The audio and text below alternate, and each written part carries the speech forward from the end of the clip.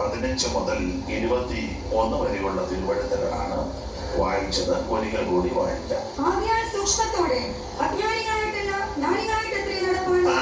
സൂക്ഷ്മത്തോടെ അജ്ഞാനികളായിട്ടല്ല ജ്ഞാനികളായി തന്നെ നടക്കുവാൻ നോക്കുകയും ദുഷ്കാലമാകയാൽ സമയം തക്കത്തിൽ ഉപയോഗിച്ചുകൊള്ളുകയും ബുദ്ധിഹീനരാകാതെ കർത്താവിന്റെ ഇഷ്ടം നിന്ന് തിരകിച്ചുകൊള്ളുകയും വീഞ്ഞു കുടിച്ച് മന്ദനാകരുത്. അതിനാൽ ദുർനടമുണ്ടാകുമല്ലോ. ആത്മാവ് നിറഞ്ഞവരായി സങ്കീർത്തനങ്ങളാലും സ്തുതികളാലും ആത്മീയ ഗീതങ്ങളാലും സംസാരിച്ച് നിങ്ങളുടെ ഹൃദയത്തിൽ കർത്താവിന് പാടിയും കീർത്തനം ചെയ്തു. നമ്മുടെ കർത്താവാകുന്ന യേശു ക്രിസ്തുവിന്റെ നാമത്തിൽ ദൈവവും പിതാവുമായവനെ എല്ലായ്പ്പോഴും എല്ലാറ്റിനും വേണ്ടിയും സ്തോത്രം ചെയ്തുകൊള്ളുകയും ക്രിസ്തുവിന്റെ മയത്തിൽ അന്യോന്യം കീഴ്പ്പെട്ടിരിക്കുകയും നമ്മുടെ കരവും ശബ്ദവും ഉയർത്തി ദൈവത്തെ മഹത്വപ്പെടുത്താം. ഒരിക്കൽ കൂടെ ദൈവത്തെ സ്തുതിക്കാം. ോടും കായമോകാദികളോടും ഓരടി ചടി മയത്തിൽ പെട്ടുപോയി ഞാൻ. വൈദിക വിചാരിനോടും കായമോകാദികളോടും ഓരടി ചടി മയത്തിൽ പെട്ടുപോയി ഞാൻ.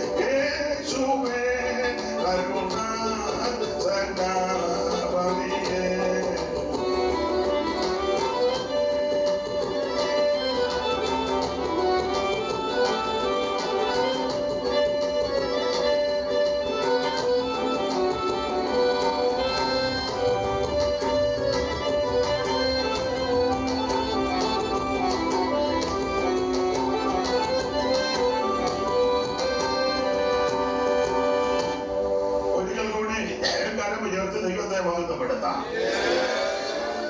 ലേഖനം 5-ാം അധ്യായത്തിന്റെ 15 മുതൽ 21 വരെയുള്ള തിരുവഴുത്താണ് ഇന്ന് രാത്രിയിലെ തിരുവചന ചിന്തയ്ക്ക് അടിസ്ഥാനമായിട്ട് വായിച്ചത്. അതിലെ പ്രധാനമായ വാക്യം 16-ാം വാക്യം ഒന്നുകൂടെ എടുത്ത് വായിക്കുമോളെ. ഇത് ദുഷ്കാലമാകയാൽ സമയം തക്കത്തിൽ ഉപയോഗിച്ചോണം. ദൈവത്തിന്റെ മഹത്വം. ആണ് കഴിഞ്ഞ രാത്രിയിലും അതിന്റെ തലേ രാത്രിയിലും ഒക്കെ വളരെ ശ്രേഷ്ഠരായ ബഹുമാനരായ ദൈവദാസന്മാരെ കൂടി അനുഗ്രഹിക്കപ്പെട്ടതായ ദൈവോചന ശുശ്രൂഷയും ആത്മീയ ശുശ്രൂഷയും ഇവിടെ നടക്കുവാൻ ദൈവത്തിന് കൃപ തോന്നി. നിങ്ങളത് അനുഭവിച്ച് സന്തോഷിച്ച് ഇരിക്കുന്ന പ്രിയപ്പെട്ടവരാണ്. എല്ലാവർക്കായിട്ട് ദൈവത്തെ സ്തുതിക്കുന്നു. ഈ രാത്രിയിലും അല്പസമയം വചനത്തിൽ നിന്ന് നമുക്ക് ചിന്തിക്കാം. കർത്താവ് അതിന് കൃപ നൽകുമാറാകട്ടെ. ദൈവത്തിന് മഹത്വം ഉണ്ടാകട്ടെ. വേദപുസ്തകത്തിലെ പുതിയ നിയമ പുസ്തകം 27 പുസ്തകമാണ് നമുക്കറിയാം. ആ 27 പുസ്തകം പലരാൽ എഴുതപ്പെട്ട പുസ്തകമാണ്. 27 പുസ്തകം പുതിയ നിയമത്തില് എത്ര പേര് കൂടി ഇതിനാ എഴുതിയത്? വായിച്ച ആളാദ്യം പറ. ചോദിച്ചതേ ഉള്ളു, കൊച്ചാക്കാനല്ല. എന്നാ പുറകോട്ട് നോക്കി അമ്മാമ്മ പറ. അമ്മാമ്മ പുറകോട്ട് നോക്കി എഴുതല്ല. അമ്മാമ്മ എന്ന് പറഞ്ഞ അമ്മാമ്മ സഹോദരിമാരാരേലും എന്ന് പറഞ്ഞു. അങ്ങനെ ഞങ്ങൾ പറഞ്ഞിട്ട് ഇയാൾ ഇന്ന് പ്രസംഗിച്ച് തെളിയണ്ടെന്നായിരുന്നു. അതെ, ദൈവദാസന്മാർ ഒഴിച്ച് സഹോദരന്മാരിലാർക്കേലും പറയാം.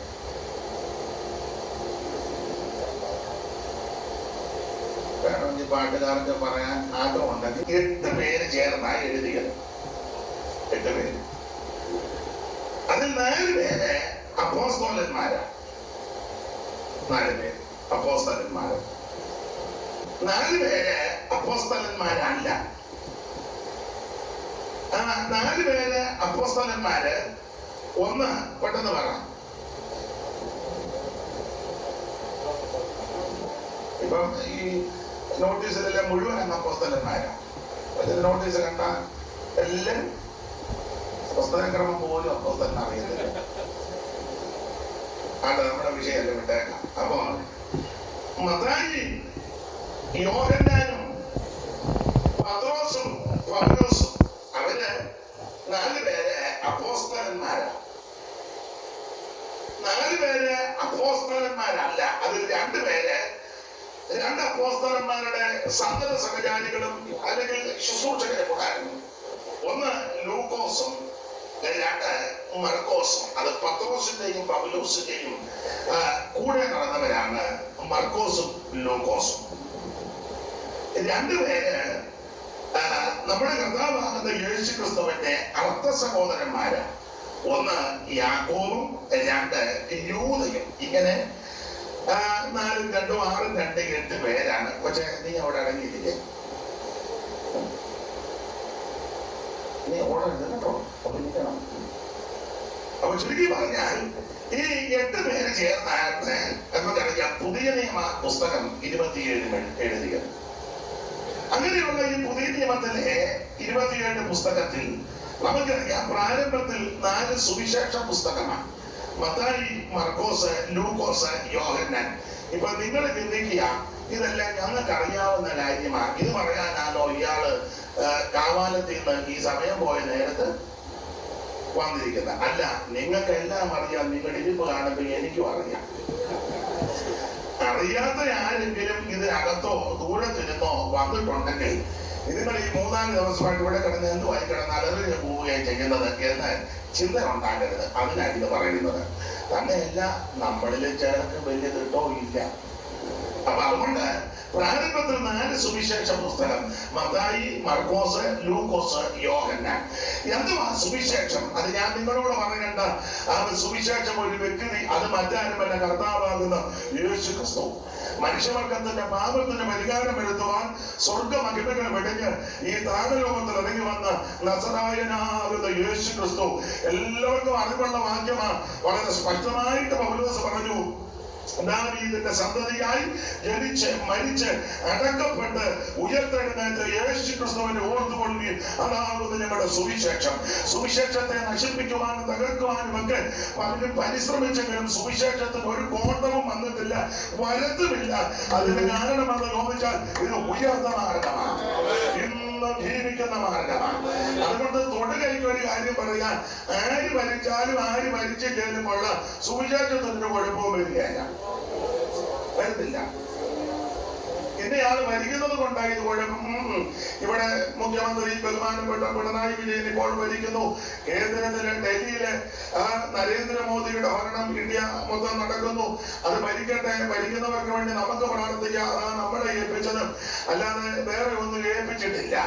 ആര് ഭരിച്ചാലും കൊള്ളാം, ദൈവം തമ്പരാണ് ഇതെല്ലാം ക്രമീകരിച്ച് വച്ചിരിക്കുക. ഇന്ത്യ ആര് ഭരിക്കണമെന്ന്, കേരളത്തിൽ ആര് മുഖ്യമന്ത്രി ആകണമെന്ന്, ഓരോ വാർഡിൽ മെമ്പർ ആരാകണമെന്നൊക്കെ ദൈവം തമ്പരാൻ കുറിച്ച് വെച്ചിരിക്കുക. അതിന് വിരുദ്ധമായിട്ട് ഒന്നും നടക്കത്തില്ല. പിന്നെ നമ്മളെ ഏൽപ്പിച്ച കാര്യം ഇവർക്ക് വേണ്ടി എല്ലാം പ്രാർത്ഥിക്കണം. സ്തോത്രം, സ്തോത്രം. അതാണ് നമ്മെ ഏൽപ്പിച്ചിരിക്കുന്നത്. അല്ലാതെ നീ ഇലക്ഷന് നിൽക്കാനും വോട്ട് പിടിക്കാനും ബൂത്തിൽ പോയിരിക്കാനും അവരെ നിർബന്ധിക്കാനും, മനസ്സിലായല്ലോ, കൊടി പിടിക്കാനുമല്ല നിന്നെ ദൈവം വിളിച്ചത്, എന്നെ നിന്നെ ദൈവം വിളിച്ചത് അവർക്ക് വേണ്ടി പ്രാർത്ഥിക്കാനാണ്. അല്ലാതെ നീ വാർഡ് മെമ്പറായിട്ട് നിന്ന് 2 കോടിയെ കൊടുത്ത് അതിന്റെ പുറകെ നടന്ന് 1000 സമയം കളയാതെ കുഞ്ഞമ്മ നീ പ്രാർത്ഥിച്ച് അവരെ വന്ന് യോഗം നടത്തണം. മനസ്സിലായോ? പറഞ്ഞു നമ്മളെ ഏൽപ്പിച്ചിരിക്കുന്ന ഈ കാര്യമാണ്. രാജാക്കന്മാർക്കും അധികാരസ്ഥന്മാർക്കും സ്വതന്ത്ര പ്രമുഖന്മാർക്കും ഭരണാധികാരികൾക്കും വേണ്ടി പ്രാർത്ഥിക്കണം. അല്ലാതെ ഇലക്ഷന് പോയി നിൽക്കാനും വോട്ട് പിടിക്കാനും അതിന്റെ പുറകെ പെന്തിക്കോസുകാർ പോകരുത്. അങ്ങനെ നമ്മുടെ വിഷയമല്ല, വിഷയം വിട്ടേക്കാം. അതുകൊണ്ട് ദൈവം തമ്പുരാനെ ക്രമീകരിച്ച് വെച്ചിരിക്കുക. രാജാക്കന്മാരുടെ ഹൃദയം യഹോവയുടെ കയ്യിൽ നീർത്തോട് പോലെ ഇഷ്ടമുള്ള ദിക്കിലേക്ക് ദൈവമാണ് തിരിക്കുന്നത്. നാം പ്രാർത്ഥിച്ചു കഴിയുമ്പോൾ ദൈവം ആ കാര്യങ്ങൾ ക്രമീകരിച്ചോളും.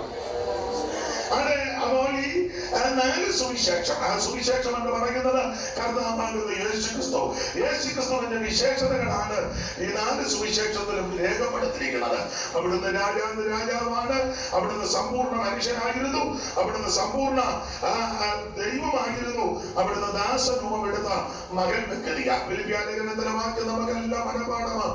ദൈവരൂപത്തിലേക്ക് ദൈവത്തോടുള്ള സംബന്ധം മുറുകെ പിടിച്ചുകൊള്ളണമെന്ന് വിചാരിക്കാതെ ദാസരൂപമെടുത്ത വേഷത്തിൽ മനുഷ്യനായി തന്നെത്താൻ താഴ്ത്തി മരണത്തോളം, ക്രൂശിലെ മരണത്തോട് അനുസരണമുള്ളവനായിരുന്ന നസറേയനാകുന്ന യേശുക്രിസ്തു, അതാണ് സുവിശേഷം.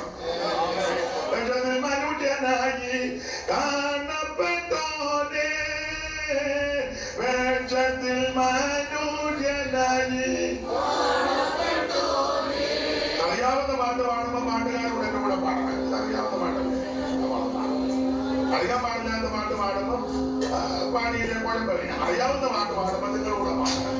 വേഷത്തിൽ മനുഷ്യനായി കാണപ്പെട്ടോനെ, വേഷത്തിൽ മനുഷ്യനായി. അവേ മനുഷ്യ ജന്മം എടുത്താൽ നിന്നെ വാഴ്ത്തിടുമേ ഞാൻ. മനുഷ്യ ജന്മം എടുത്താൽ നിന്നെ വാഴ്ത്തിടുന്നു ഞാൻ. വാഴ്ത്തിടുന്നു, വാഴ്ത്തിടുന്നു,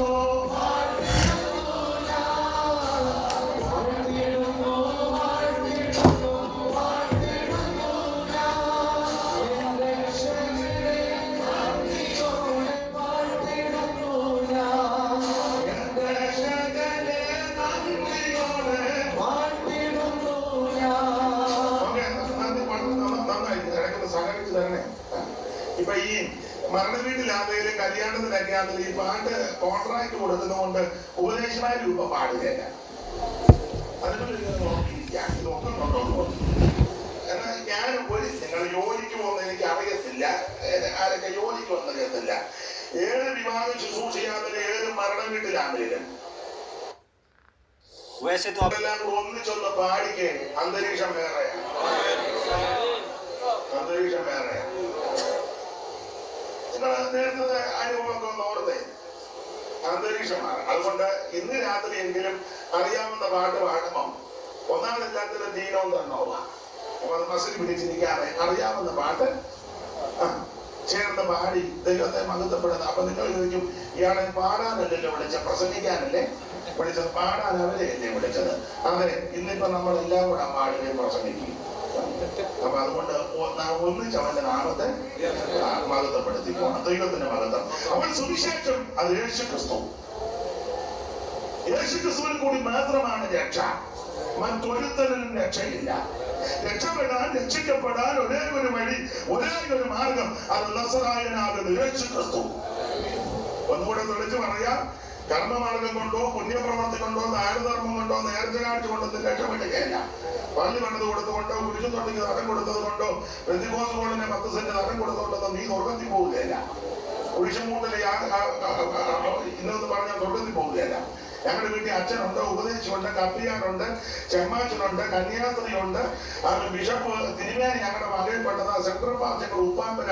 നീ സ്വർഗത്തിൽ പോകുകയില്ല. സ്വർഗത്തിൽ പോകണമെങ്കിൽ യേശു ക്രിസ്തുവിനെ രക്ഷിതാവ് ആവശ്യമില്ല. ഞങ്ങളുടെ ചേർന്ന പെന്തിക്കോസുകാരി പള്ളി ഞങ്ങളുടെ ചേർന്ന ഞങ്ങളുടെ വീട്ടുപേര് പള്ളിപ്പറമ്പിലെന്നാ. സ്വർഗത്തിൽ പോവുകയില്ല.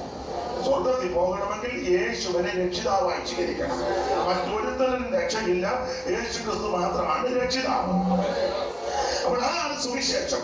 ആ സുവിശേഷം മതം മാറ്റുകയല്ല, സഭ മാറ്റുകയല്ല, ആളെ കൂട്ടുകയല്ല, തത്വജ്ഞാനം പറയുകയല്ല, അവൻ വെപ്രാളോ ബഹളോ കാണിച്ച് ആൾക്കാരെ ഇളക്കുകയല്ല. ഇത് യേശു ക്രിസ്തു രക്ഷിതാവെന്ന് പറയുകയും അത് ഏറ്റെടുക്കുന്നതാണ് ജീവിതത്തിലെ ഏറ്റവും വലിയ ഭാഗ്യം.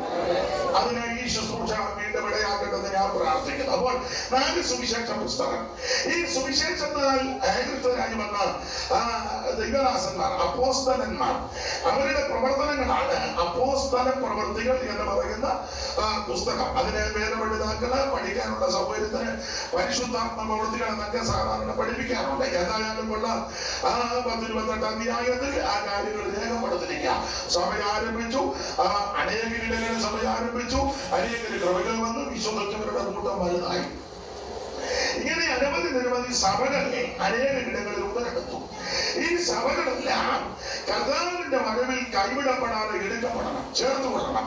അതിനവരെ കറതീർന്ന ഉപദേശം പറഞ്ഞ് അവരെ നിലനിർത്തണം. എന്ന് പറഞ്ഞാൽ വാണ്ടോ മാലിന്യോ ചുളുക്കോ കറയും ഒന്ന് മേശാണ് നിർമ്മലയും ശുദ്ധയുമായി തനിക്ക് മുൻനിർത്തേണ്ടതിന് വചനത്തോടു കൂടിയ ജലസ്നാനത്തെ വെടിപ്പാക്കി കർത്താവിന്റെ വരവിന് വേണ്ടി ഒരുക്കണം. ഇനി എത്രയും അല്പകാലം കഴിഞ്ഞിട്ട് വരുവാനുള്ളവൻ തനിക്കായി കാത്തു നിൽക്കുന്ന വിശുദ്ധന്മാരുടെ രക്ഷയ്ക്കായിട്ട് അവിടുന്ന് പാപം കൂടാതെ രണ്ടാമതും പ്രത്യക്ഷപ്പെടും. ആ പ്രത്യക്ഷതയിൽ ഇന്ന് രാത്രി ഇവിടെ കൂടപ്പെട്ടവരും കേൾക്കുന്നവരാരും കൈവിടപ്പെട്ടു പോകരുത്. എല്ലാവരും യേശുവിന്റെ വരവിൽ എടുക്കപ്പെടണം. എടുക്കപ്പെടണമെങ്കിൽ അതിന് ഉപദേശത്തിൽ വേണം, വചനത്തിന്റെ ഉപദേശത്തിന് പ്രമാണത്തിൽ നിൽക്കണം, ശക്തമായ വേർപാട് ഉപദേശം പറയണം. അതിനാണ് ലേഖനങ്ങളെല്ലാം എഴുതിയിരിക്കുന്നത്. നമുക്കറിയാം 21 ലേഖനങ്ങൾ, റോമാലേഖനം മുതൽ യൂദയുടെ ലേഖനം വരെ 21 ലേഖനം. ഇതില് സിംഗഭാഗ ലേഖനങ്ങളും എഴുതിയത് നമുക്കറിയാം പൗലോസിനാൽ എഴുതപ്പെട്ട ലേഖനമാണ്. ഏതാണ്ട് 21 ലേഖനത്തിൽ 14 ലേഖനങ്ങൾ പൗലോസ് എഴുതി. ശിഷ്ടമുള്ള ലേഖനം യാക്കോബിന്റെ 1 ലേഖനം, യൂദയുടെ 1 ലേഖനം, പത്രോസിന്റെ 2 ലേഖനം, യോഹന്നാന്റെ 3 ലേഖനം. ഇങ്ങനെയാണ് 21 ലേഖനം. ഇതിലെ പൗലോസിന്റെ ലേഖനങ്ങളിൽ 14ലും വിശേഷിച്ച 21 ലേഖനങ്ങളിലുമെല്ലാം വളരെ ശ്രേഷ്ഠമേറിയ ഒരു ലേഖനമാണ് ഇന്ന് രാത്രി വായിച്ച എഫേസ്യ ലേഖനം. 2 ലേഖനങ്ങൾ പ്രധാനമായ 2 വിഷയമാണ്. എഫേസ്യ ലേഖനവും കൊലോസ്യ ലേഖനവും. നിങ്ങൾക്ക് ആ കാര്യം അറിയാം. എഫേസ്യ ലേഖനം പഠിക്കുമ്പോൾ സാധാരണ പറയുന്നത് ലേഖനങ്ങളുടെ രാജ്ഞിയാണ്, റാണി. എഫേസ്യ ലേഖനം ലേഖനങ്ങളുടെ രാജ്ഞി. അങ്ങനെയെങ്കിൽ കൊലോസ്യ ലേഖനം ലേഖനങ്ങളുടെ രാജാവാണ്. കാരണം എഫേസ്യ ലേഖനത്തിലെ പ്രധാനപ്പെട്ട വിഷയം സഭയാണ്, കൊലോസ്യ ലേഖനത്തിലെ പ്രധാനപ്പെട്ട വിഷയം ക്രിസ്തുവാണ്. അങ്ങനെയെങ്കിൽ എഫേസ്യ ലേഖനം റാണിയാണെങ്കിൽ കൊലോസ്യ ലേഖനം അവൻ രാജാവാകുന്ന, അവൻ കർത്താവാകുന്ന, അവൻ നസറേയനാകുന്ന യേശു ക്രിസ്തു. അപ്പൊ കൊലോസ്യ ലേഖനത്തിലെ പ്രധാനപ്പെട്ട വിഷയം ക്രിസ്തു. നമ്മുടെ വിഷയം ആ കൊലോസ്യ ലേഖനം അല്ലല്ലോ, എഫേസ്യ ലേഖനത്തിൽ നാം വായിച്ചത്. എഫേസ്യ ലേഖനത്തിലെ പ്രധാനപ്പെട്ട വിഷയം അവൻ സഭ എന്നുള്ളതാണ് പ്രധാന വിഷയം. സഭ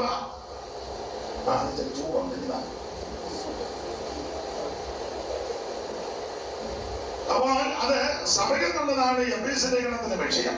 ഒന്ന്, സഭ ഒരു ശരീരമാണ്. രണ്ട്, സഭ ഒരു മന്ദിരം, ആലയമാണ്. മൂന്ന്, സഭ ഒരു മർമ്മമാണ്. നാല്, സഭ ലോകത്തിൽ എങ്ങനെയാണ്. അഞ്ച്, സഭ ഒരു മണവാട്ടിയാ. ആറ്, ദൈവസഭ ഒരു പടയാളിയാണ്. അങ്ങനെയാണ് ഈ 6 അധ്യായത്തിലും സഭയെ പറ്റി പരാമർശിക്കുന്നത്. ആ ഭാഗത്തേക്കൊന്നും പോകുന്നില്ല. അടുത്തത്, ഈ എഫേസ്യ ലേഖനങ്ങളുടെ റാണിയാകാനുള്ളതിന്റെ പല കാരണങ്ങളിൽ ഒരു കാരണം ഈ ധന്യനായ പൗലോസിന്റെ ഈടുറ്റ ആഴമേറിയ 2 പ്രാർത്ഥന എഫേസ്യ ലേഖനത്തിലാണ്. 1-ാം അധ്യായത്തിന്റെ 15 മുതൽ 19 വരെയും 3-ാം അധ്യായത്തിന്റെ 14 മുതൽ 19 വരെയും പഠിക്കുമ്പോൾ ധന്യനായ പൗലോസിന്റെ ഈടുറ്റ ആഴമേറിയ 2 പ്രാർത്ഥന ഈ ലേഖനത്തിലാണ്. എല്ലാം വായിക്കേണ്ട. 1-ന്റെ 15 മുതൽ വായിച്ചപ്പോൾ ഞാൻ ഇച്ചിരി വെള്ളം കൂടെ കുടിക്കാം. നിങ്ങൾക്ക് കർത്താവായ യേശുവിലുള്ള വിശ്വാസത്തെയും സകല വിശുദ്ധന്മാരോടുമുള്ള സ്നേഹത്തെയും കുറിച്ച് കേട്ടിട്ട് നിങ്ങൾക്ക് വേണ്ടി ഇടപെടാതെ സ്തോത്രം ചെയ്ത് എന്റെ പ്രാർത്ഥന നിങ്ങളെ ഓർത്തും കൊണ്ട് നമ്മുടെ കർത്താവായ യേശുക്രിസ്തുവിന്റെ ദൈവവും മഹത്വമുള്ള പിതാവുമായവൻ നിങ്ങൾക്ക് തന്നെ കുറിച്ചുള്ള പരിജ്ഞാനത്തിന്റെ ഒരു കപ്പ് തരികയാണേലേ ഇങ്ങനെ പിടിക്കാം. ഗ്ലാസ്സിന് ചൂടായ പിന്നെ എന്റെ കൈ പോലും എനിക്ക് കുടിക്കാൻ പറ്റില്ല. മോൾ വായിച്ചു. നിങ്ങൾക്ക് തന്നെ കുറിച്ചുള്ള പരിജ്ഞാനത്തെയും ജ്ഞാനത്തിന്റെയും വെളിപ്പാടിന്റെയും ആത്മാവിനെ തരേണ്ടതിനും ഹൃദയദൃഷ്ടി പ്രകാശിപ്പിച്ചിട്ട് അവന്റെ വിളിയാലുള്ള ആശ ഇന്നതെന്നും വിശുദ്ധന്മാരുടെ അവകാശത്തിൽ മഹിമാതനും ഇന്നതെന്നും അവന്റെ ബലത്തിൽ വലപഥത്തിന്റെ വ്യാപാരത്താൽ വിശ്വസിക്കുന്ന നമുക്ക് വേണ്ടി വ്യാപരിക്കുന്ന അവന്റെ ശക്തിയുടെ അളവറ്റ വലിപ്പം ഇന്നതെന്നും നിങ്ങൾ അറിയേണ്ടതിനും പ്രാർത്ഥിക്കുന്നു. ഇതാണ് പൗലോസിന്റെ പ്രാർത്ഥന.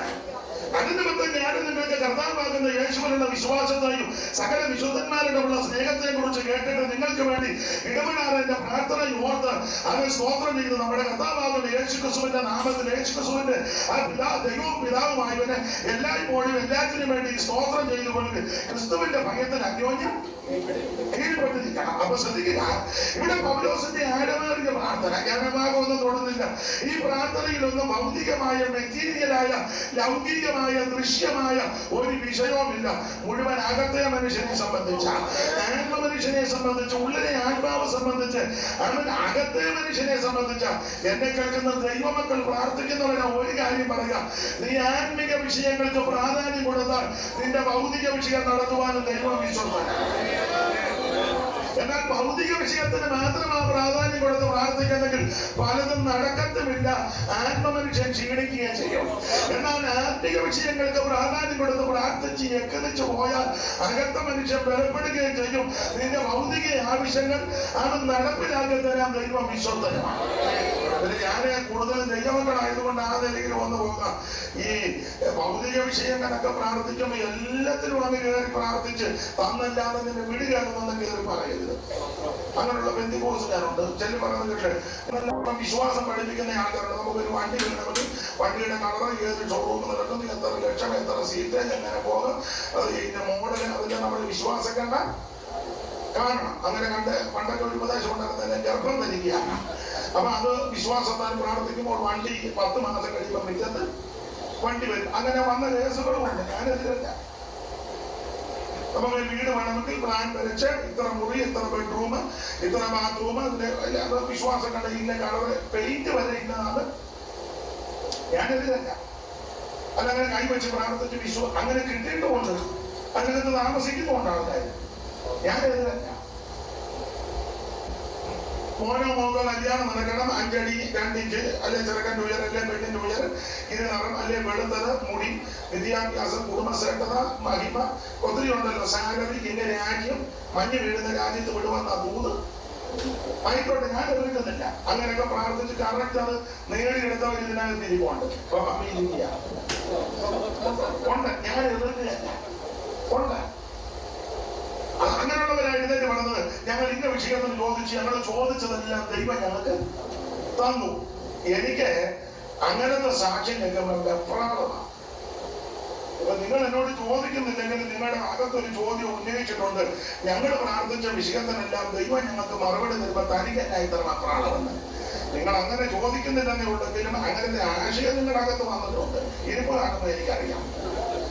ഞങ്ങൾ ചോദിച്ച് പ്രാർത്ഥിച്ച വിഷയങ്ങൾക്ക് ദൈവം ഞങ്ങൾക്ക് മറുപടി തന്നു. ഞങ്ങളുടെ ദൈവം ഞങ്ങൾക്ക് മറുപടി തന്നപ്പോൾ തനിക്ക് എന്നാ ഇത്ര വെപ്രാളം. ചോദിച്ചപ്പോൾ ഇരിപ്പ് കാണുമ്പോൾ അറിയാൻ ചോദിച്ചെന്ന് അകത്ത് മറുപടി, എനിക്ക് വെപ്രാളം വരാൻ നിങ്ങളോട് വൈരാഗ്യം ഉണ്ടായിട്ടോ നിങ്ങൾക്ക് കിട്ടിയ വിഷയത്തിന്റെ വിടുതൽ കൊണ്ട് അസൂയ കൊണ്ട് പറയുന്നതുമല്ല.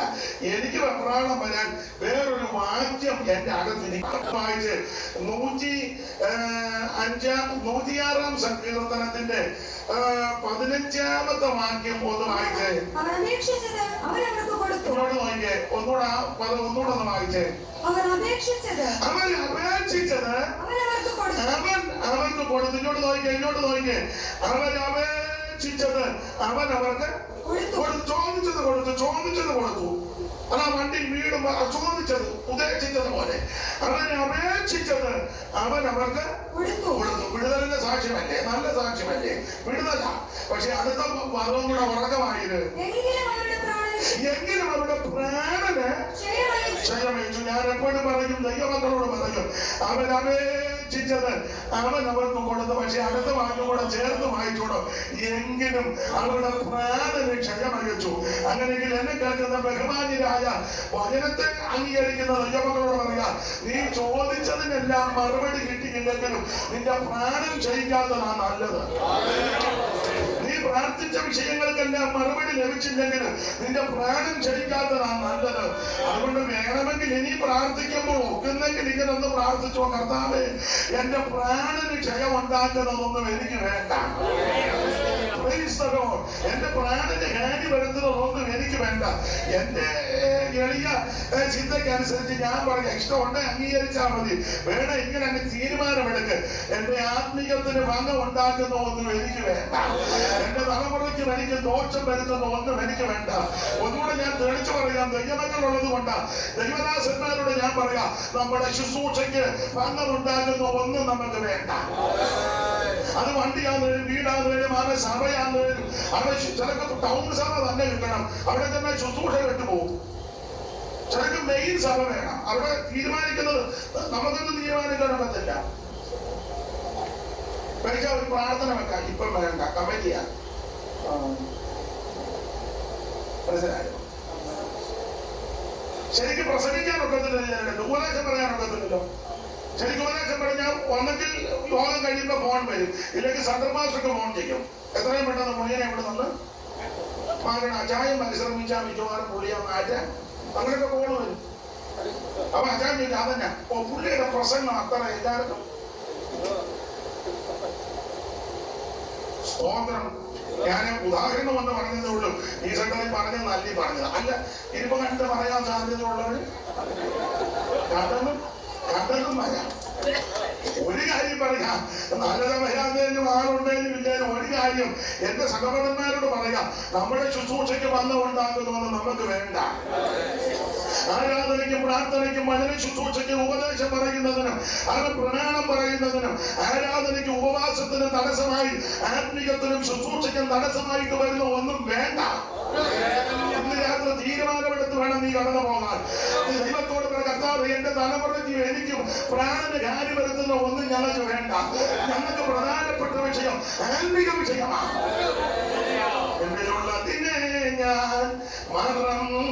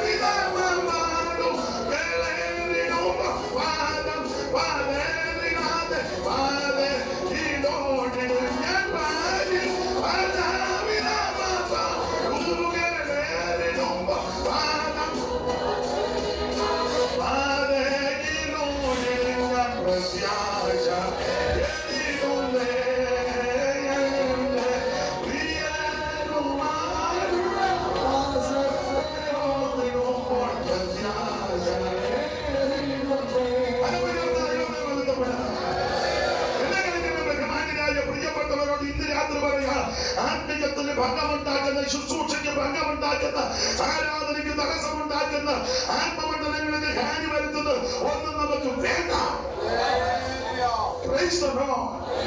ആ ഭാഗമെന്നൂടെ പൗലോസിന്റെ പ്രാർത്ഥന ഈടുത്ത പ്രാർത്ഥനയാ. ഭൗതികമായ, ലൗകികമായ, ദൃശ്യമായ, മെറ്റീരിയലായ ഒരു വിഷയത്തിന് ഊന്നൽ കൊടുക്കുന്നില്ല.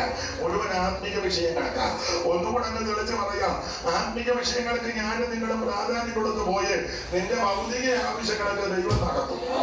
പുസ്തകത്തിലെ മാറ്റം അങ്ങനെ നന്മയും കരുണയും ഒക്കെ നിന്നെ പിന്തുടരു വന്നാ നീ ഇരിക്കുന്നിടത്ത് വരും. ചില പൊട്ടന്മാര് ചോദിക്കാറുണ്ട്, ദൈവം നൂലെ കെട്ടത്തില്ല. നൂലില്ലേലും കെട്ടിയാണ്. ദൈവം വിശ്വാസം. എനിക്ക് ചില കൺവെൻഷനൊക്കെ ചെല്ലുമ്പോൾ കിടന്ന് അരയ്ക്കുന്ന കാണുമ്പോൾ അങ്ങ് സങ്കടമാണ്. നിങ്ങൾ തരാതെ പോകരുത്, ഇല്ലെങ്കിൽ നടത്തിപ്പുകാരൻ ഇവരോട് ആര് പറഞ്ഞത് നടത്താൻ? എടാ, കുത്തിയിരുന്ന് പ്രാർത്ഥിച്ച് നീ ഇരിക്കുന്നിടത്ത് ദൈവം കൊണ്ടുവരും. എന്റെ ഭാഷ പറഞ്ഞാൽ തെളിച്ചങ്ങ് പറയാം, ഭാഗ്യം വരും.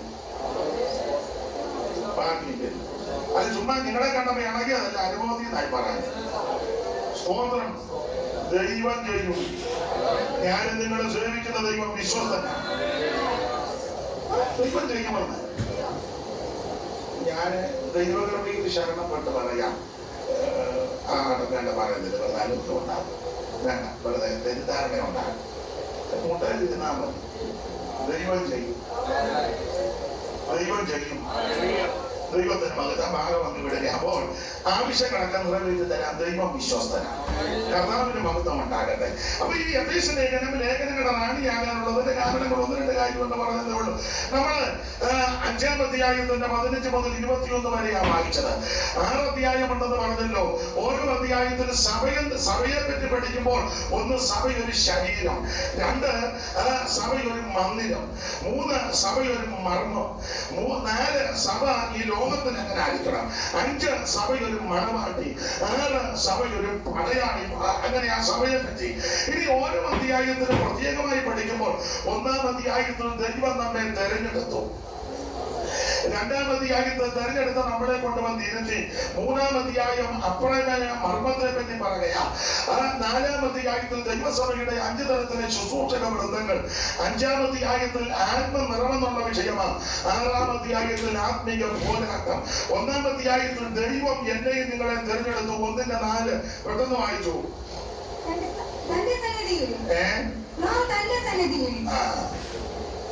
നാം തന്റെ സന്നിധിയിൽ വിശുദ്ധനും നിഷ്കളങ്കനുമാകേണ്ടതിന് അവിടുത്തെ ലോകസ്ഥാപനത്തിന് മുമ്പേ ദൈവം നമ്മെ തെരഞ്ഞെടുത്തു. നാം ദൈവത്തെ തെരഞ്ഞെടുത്തതല്ല, ദൈവം നമ്മെ തെരഞ്ഞെടുത്തതാ.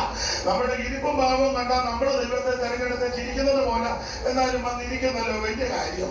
ഒരു കാര്യം പറയാൻ, നമ്മൾ ദൈവത്തെ തെരഞ്ഞെടുത്തതല്ല, ദൈവം നമ്മളെ തെരഞ്ഞെടുത്തതാ. അപ്പൊ യോഗ്യത നോക്കിയത് കൊണ്ടല്ല തെരഞ്ഞെടുത്തത്, യോഗ്യത ഇല്ലാഞ്ഞത് കൊണ്ടാണ്.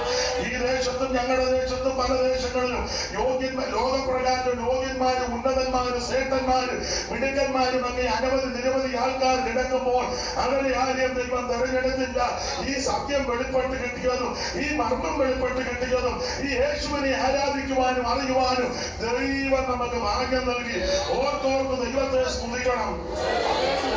ദൈവം നമ്മെ തെരഞ്ഞെടുത്തത് സന്തോഷത്തോടെ. ഈ ചില ആൾക്കാര് ദൈവം തെരഞ്ഞെടുത്തതിനെ പറ്റി പറയുമ്പോൾ നമുക്കൂടെ അങ്ങ് നാണക്കേട് പോരാ. നമ്മുടെ അമ്മാമ്മ എല്ലാവരും വിശ്വാസത്തിലാണോ? ഇല്ല വാസ്തവം